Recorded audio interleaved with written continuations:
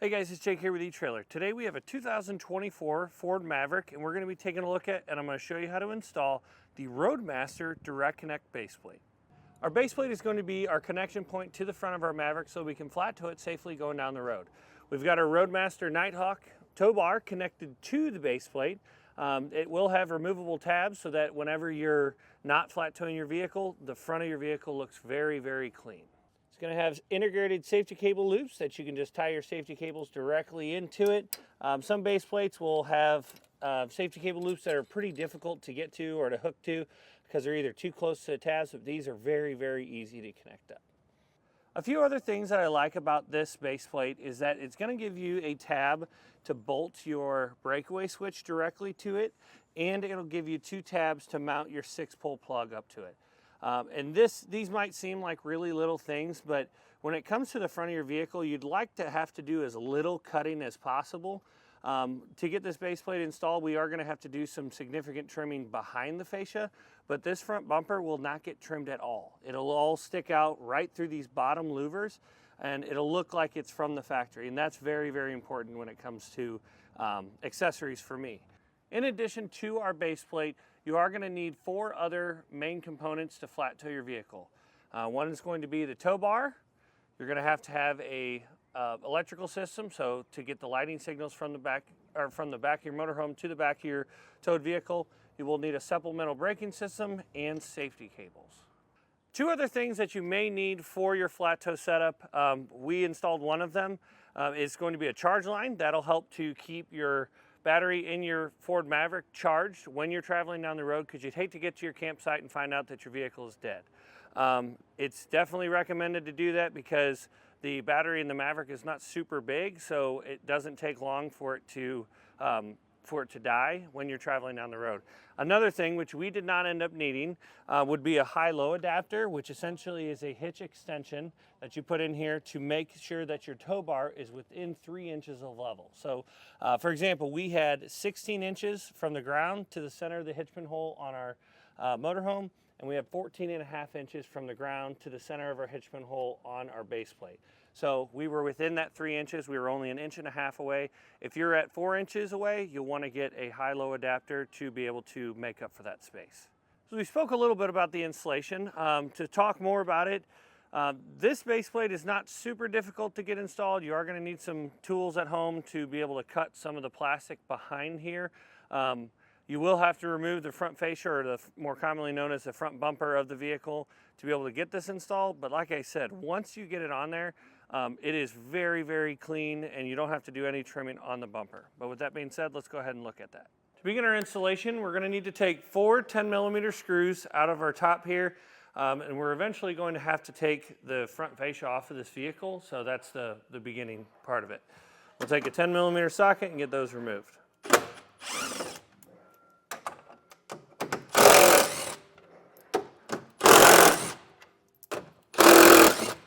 Now in our wheel wells, we're going to have some push pin fasteners and we're going to have some 7mm head bolts that we'll have to take out. We're just going to use a ratchet with a 10mm for the screws that are up in here once we get those other ones removed. That'll help us to pull this fabric away to get inside there, because we need to disconnect these 2 panels. We just usually tape it off so that we don't risk damaging anything. So we'll get started with that.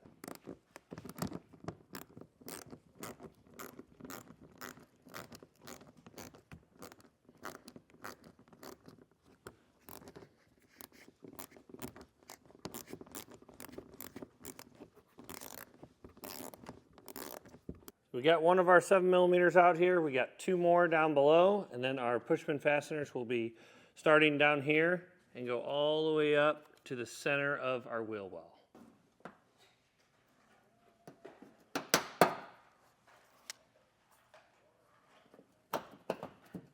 Again, back here we're going to have 3 10mm bolts that we'll have to get removed.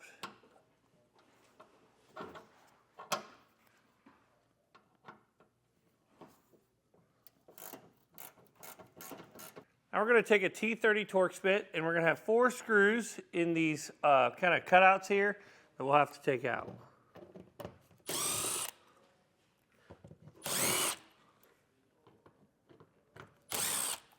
Now we're going to have 4 more of these screws that are essentially right behind it, the ones we just removed, that we'll also have to take out. Your instructions don't say anything about these, but we will have to remove them because this plastic piece is still being held on by those. Now we need to take a trim panel removal tool, and if you've ever taken a fascia off, these are a little different. A lot of times the fascia you can peel out and it'll just peel off, but Ford put these retainer clips up in here, and there should just be one per side. We'll just pop that little retainer clip, and then I'm going to flip around to the other side of our trim panel tool, and we're going to pull straight down, and we've got this side loose. You want to check for any wiring harnesses. It looks like we've got a light connector here, but on the other side, on the passenger side of our vehicle, you will have a connector you'll have to remove. And this light connector is right here, and it's connected to the back side of this light, and I think it goes all the way through. When we get the last 2 tabs removed on top of our vehicle, or on top here up in our engine bay, we'll check for more. And with these 2 tabs pushed, they're just on the 2 outer screws we removed up here. It's right in front of it. We'll have to push those. Now we can start pulling out. You do have quite a bit of force to get these removed. This little silver piece is going to come with it, so we'll just start pulling on it, and then eventually it'll come right off.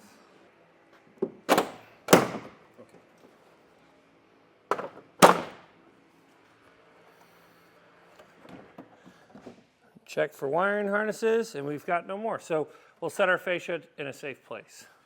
If your vehicle is equipped with the pad device, which is the pedestrian device, when you're in hybrid mode, it makes that little humming noise. That is right over here. We're going to have to remove that. So we'll take an 8mm head socket and get the screw removed. And then we're going to take the device, pop it out of here, and get it unplugged. Now we need to remove our air dam from the front here. We're going to have a push pin fastener on either side. We'll have to remove. So you, again, pop out the center, pop out the base. Do that same thing to both sides. And then we need to get this taken off. We will be putting this back on. We just need to get it out of our way for now. We can get it trimmed later on in the install and get it put back on there. To get this removed, we just have some little tabs in here we'll have to push down on in order to pop it out.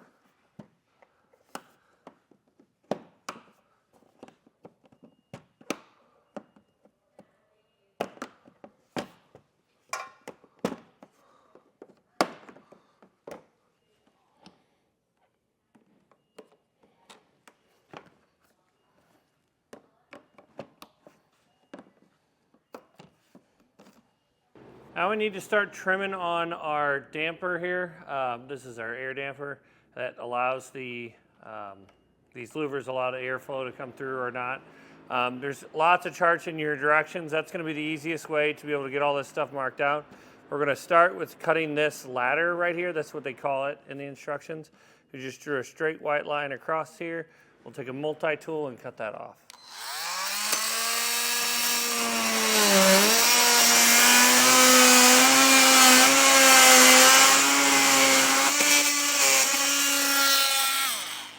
After you get that removed, we're just going to carefully, I'll probably have to get a screwdriver to pry this out, but we need to pull that center section off. We'll just pry out here, get that pulled off. Now we'll take our screwdriver, we're gonna stick it in back behind, very similar to what we just did. But we need to essentially pry these out.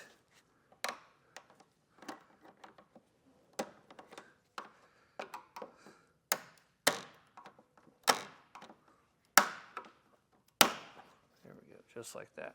And we'll set this to the side. Now I've got all my areas marked out where I need to make my cuts. I'm going to go ahead and cut those out, and then we'll come back and show you what I ended up cutting. You can see here we trimmed out an L shape where those louvers are held on. Again, we just followed what the instructions said. And then on this side here, you want to trim off these support tabs. They're just to help to make this box a little bit more rigid, but we're going to have our base plate in front of this, so it should be fine. We trimmed all this off, then we went over to the other side, and essentially did the same thing. And what we're gonna do is we're gonna get when we go to lift our base plate up into place, you'll know very quickly when you put the brackets on if you have to trim more or if you've got enough trimmed out. So we're just gonna leave it as it is for now and get this centerpiece trimmed out.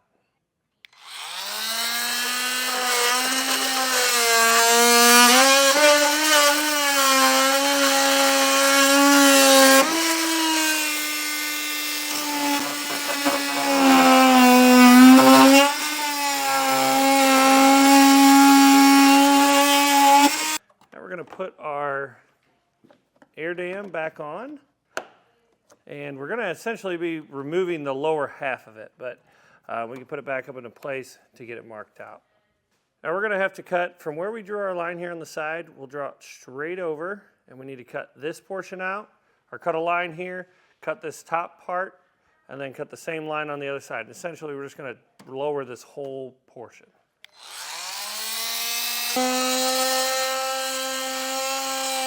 Now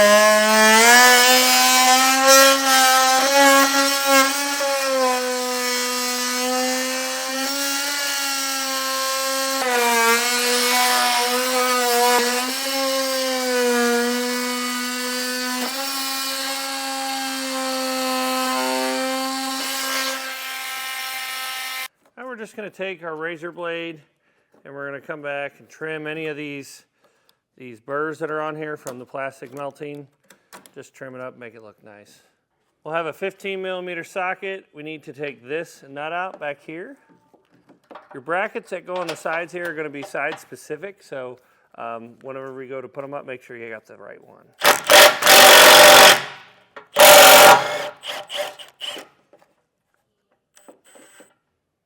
Then we'll take a 13mm socket. We'll take these two bolts out. And then we're going to hold on to those because we need to put some red Loctite on there. You can use blue or red. It's up to you. Blue's a little bit more temporary. Red is permanent. So we'll put a dab on each one of these.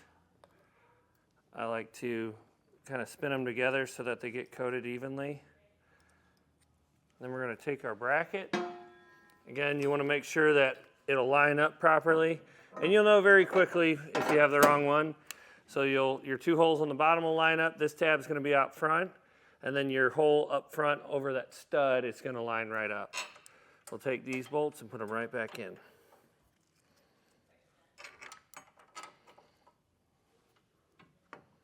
Now we can take our handle nut, and we'll have two shorter bolts that come in our kit, and we'll put a lock washer on there. We're going to need to thread this or feed this into our frame rail. Over here, there's this tab that has a hole in the end of it, and we need to thread this through our handle nut.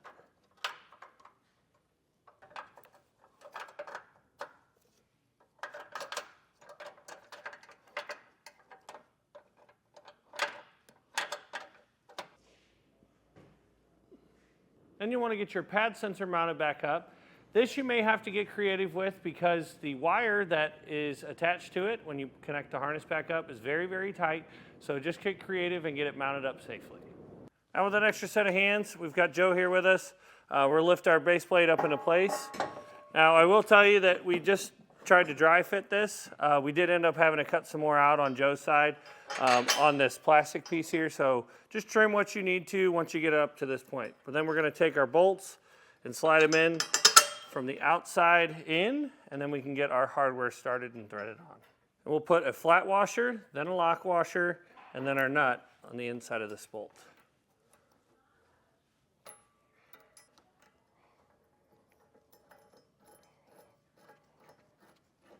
And we'll come back with a 19mm socket and wrench and tighten these down, and we'll come back and torque them to the specifications and the instructions.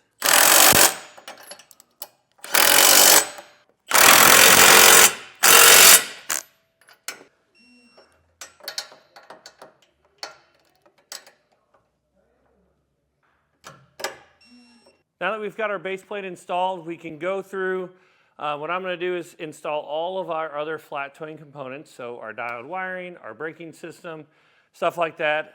It's easiest to do when you got the vehicle just like this because there's nothing in your way so that you can run all your wires nice and neat. The nice part about this base plate is it has our 2 tabs here for our 6-pole. It's got a tab for our breakaway switch so that we can mount those accessories to that. I'm going to go ahead and do that, and then we'll come back and show you how to put the fascia back on, or we'll get it back in place, and then we'll show you what you need to trim to be able to fit these through. Now that we know everything's working properly, we've got our fascia back on. Thankfully, we did not have to trim anything on the front. It just slid right back over. Make sure you get all your factory connectors back into place, and that's going to do it for the installation. Well guys, hopefully this video helped you decide whether or not the Roadmaster Direct Connect base plate is right for you in your 2024 Ford Maverick.